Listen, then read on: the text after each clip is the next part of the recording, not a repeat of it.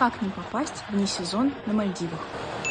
На Мальдивах не бывает низкого сезона, бывает только сезон низких цен. Раньше действительно был ярко выраженный сезон дождей, который был летом, но за последние 5-7 лет настолько поменялся климат, и теперь дождь может быть как в декабре, так и летом, и при этом вы можете поехать летом на 2 недели, и будет светить солнце постоянно. Поэтому я рекомендую выбирать период, когда у вас будут самые низкие цены, когда у вас будет бесплатное повышение питания, апгрейд виллы, будут бесплатные трансферы. А это самый идеальный период с мая по конец сентября. И бронировать можно уже сейчас.